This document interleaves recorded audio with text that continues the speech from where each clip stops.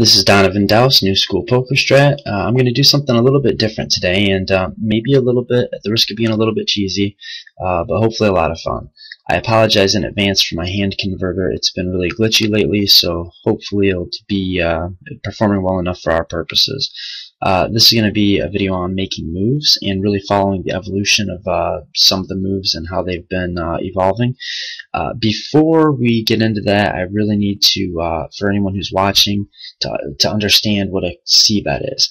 In the poker boom era, especially like the years between Moneymaker winning and before Harrington on Hold'em circulated and kind of let the c-bet cat out of the bag, you could just raise pre-flop, get called, bet flop, win pot most of the time. So a c-bet is just really a continuation of your show of strength from before the flop. Back in the day, players usually called with speculative hands that had a lot of potential but needed help from the flop. Help that didn't come a substantial majority of the time. And since these old school tight aggressive players in the poker boom era, and even before, tended to raise or fold like ace-x hands, they'd either fold their weak aces against a raise or re-raise with ace-jack and ace-queen stuff.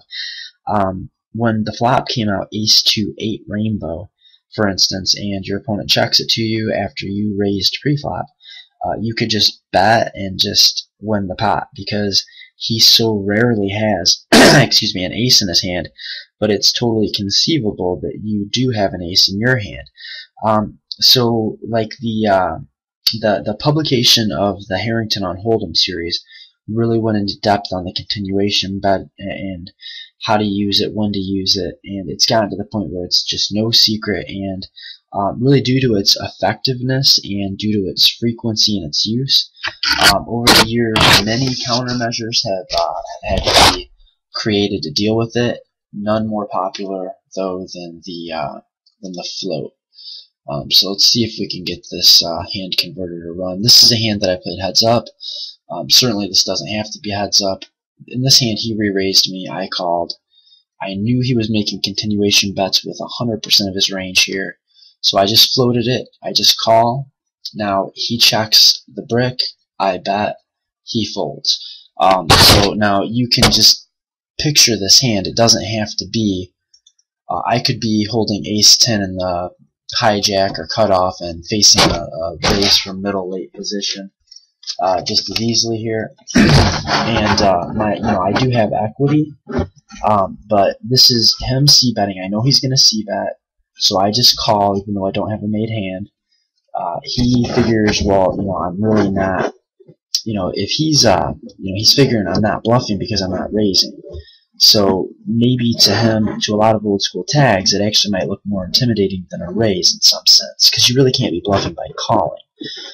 So basically, the players that will bet the flop with anything they raise pre-flop, but aren't very likely to be firing again, you can just call or float the flop, and then when they check the turn, you can just go ahead and make your float raise or your float bet.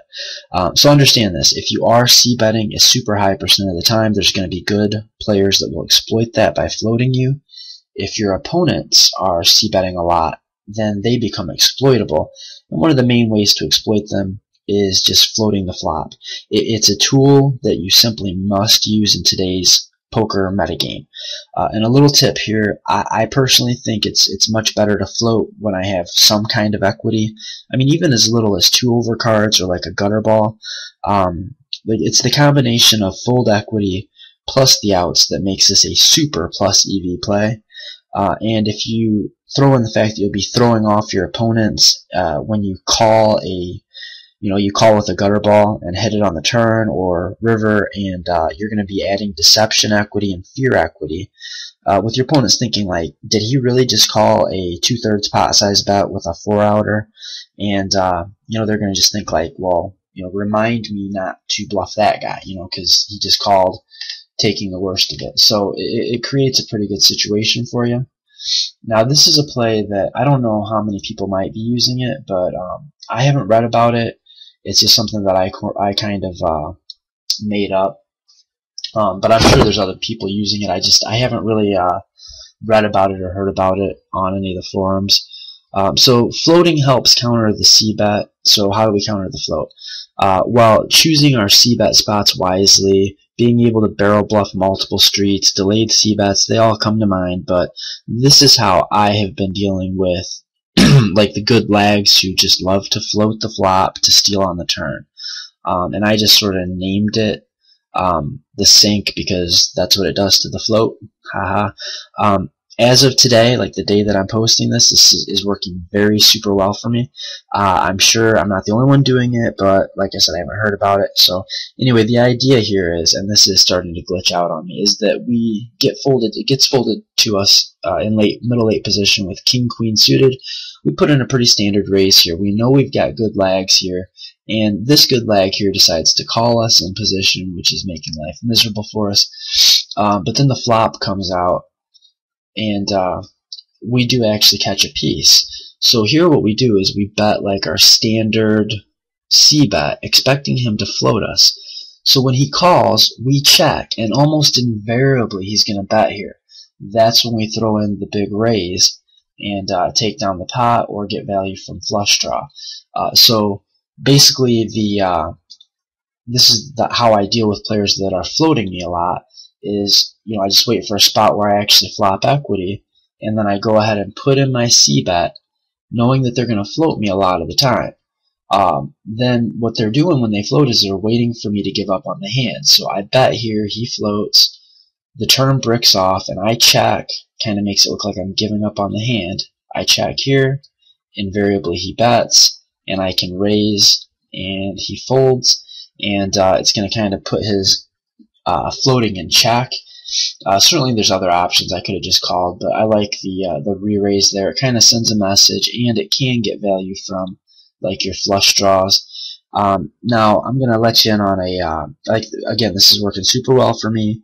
Basically you raise pre-flop, get called, you bet the flop like half pot size, then you check the turn, knowing that he's invariably going to bet there. And here's something to keep in mind. If your opponent does actually check it back, he almost always just has a showdown value hand that he would like to get to showdown cheap or free. He would bet all of his air here. Any of his draws he's going to bet here like 90+% of the time. A check back here is a very good situational tell that opponent has showdown value exactly. Top pair weak kicker, second pair, maybe something like Jack-Jack through 8-8 on this flop, and he usually wants to get to showdown and allow you to bluff the river. So be aware of that dynamic and stick in a good value bet on the river in situations like that. So in this hand, if he, instead of betting here, checked it back, do not miss this value bet on the river. And I would go kind of big with it, like pot size or near pot size. And I think you're going to get called all day by Queen X, like Queen 10 and pocket jacks, pocket whatever. Well, I'm sorry, on this flop, 10s and jacks, but 9, like ace 9 is going to call you there, etc. So hopefully we have time to do the squeeze stuff. Now, the squeeze play, if you don't understand it, if you're not using the squeeze yet, this is not optional. It's something that absolutely has to be in the repertoire. So getting onto the squeeze play, let's just take a look at a squeeze here. Okay, so we've got a raise and a call and a fold, and we just put in a nice solid raise, and we're expecting folds here. And basically, if you're not familiar with the squeeze, it's imperative that you get that way fast. One player raises, another player flat calls, and then you put in a healthy raise in position, usually in position, putting player 1 in a really tough situation and putting player 2 to a Hobson's choice as well. Player A raises and is called. Okay, so put yourself in this guy's shoes. Player A raises and is called. He may already be unhappy that he got called. He may be indifferent. Player B had a chance to 3-bet already, but he only called. So when you 3-bet, player A either has to raise against 2 active players who've shown strength already, or he's got to call out of position against 2 active players. So mostly he just has to fold. He has to realize we both, have we've expressed strength and interest in the hand, and either one of us could have big hands. We're both still active in the pot. So if he does raise, he's got to get through both of us, and if he calls, he's gonna still have to worry about the second player putting in a raise. He's still able to raise.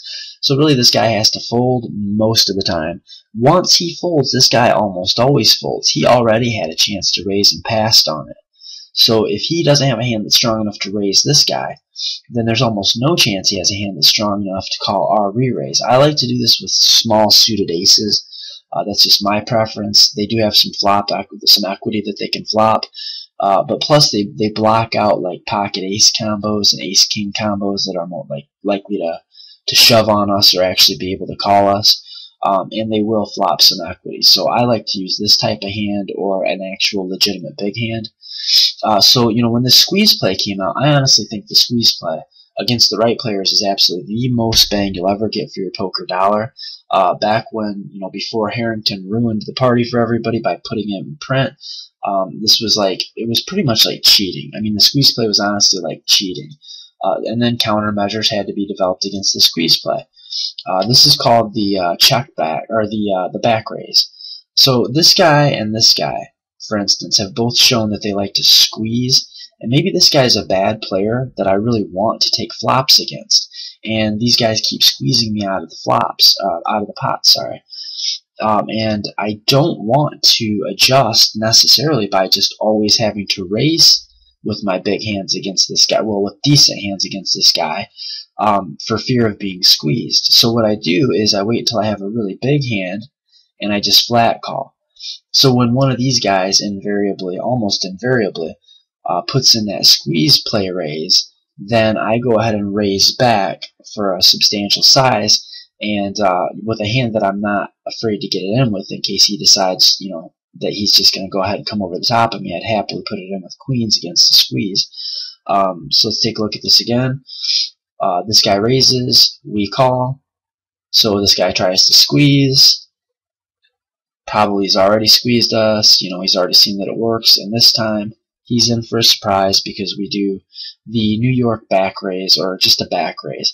And this is one of those few rare situations that I actually do not mind showing my hand. Hopefully I just get to showdown and win. But if not, I'll actually show my hand here because I don't want to have to do this over and over and over. I don't want to have to adjust by re-raising every time a weak player raises. I want to be able to. That's just going to increase my variance. So I want to be able to take flops in position against this guy without having to bloat the pot and without having to worry about being squeezed. So I actually will show this. That's debatable. But hopefully you've been able to follow kind of the flow of this video. It's sort of like a history of some of the moves that players have come up with, and the counter moves, and the counters to the counters, and so on and so forth. So hopefully that was some fun. Probably most of this you've heard of. Definitely, if not, if there's anything on here that you're not familiar with, watch it, rewatch it, and figure out what exactly is going on. Until next time, though, I'm gonna have to wrap this video up. Until next time, good luck.